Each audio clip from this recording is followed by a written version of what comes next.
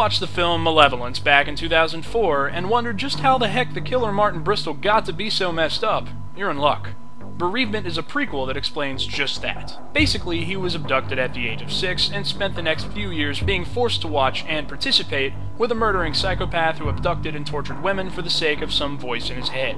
The movie tackles heavy-handed issues such as child abuse, abduction, and of course crazy right-wing country folk, and tries its best not to go over the line, but rather toe it teasingly without regret. A big reason as to why this movie stays within its parameters, and thankfully doesn't feel exploitational, is because it's directed with a very tight focus on the feeling of what these characters are experiencing, while at the same time explaining just how crazy the killer is, without trying to rationalize his actions. It gives the film a bit of a different feel from a standard slasher, and it doesn't hurt that Brett Rickaby turns in a pretty convincing performance. Unfortunately, though, Bereavement isn't completely devoid of the cinematic archetypes that often drag the name of the horror genre through the mud. Alexandra Daddario does well enough at making us believe she's a downtrodden teenager having a hard time coping with the tough hand she's been dealt, but coincidentally, she likes to wear tank tops without bras, and doesn't think for a second that following a young boy into a place that looks like a death trap is a bad idea.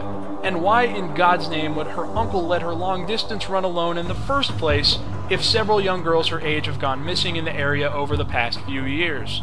Also, what good serial killer doesn't have a collection of newspaper clippings, complete with locks of hair and press-on nails? Still, if you can ignore such things, Bereavement is actually a pretty good film, if not a little long. At an hour and 45 minutes, it's significantly shorter than the original cut that was reportedly 3 hours, but there are still some pacing issues that could have been addressed.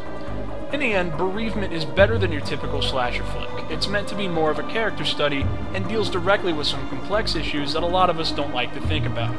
It takes the inherent fear of not knowing what's going to happen next and runs with it, resulting in yet another rather effective look at why you should always be armed while in the countryside. B-.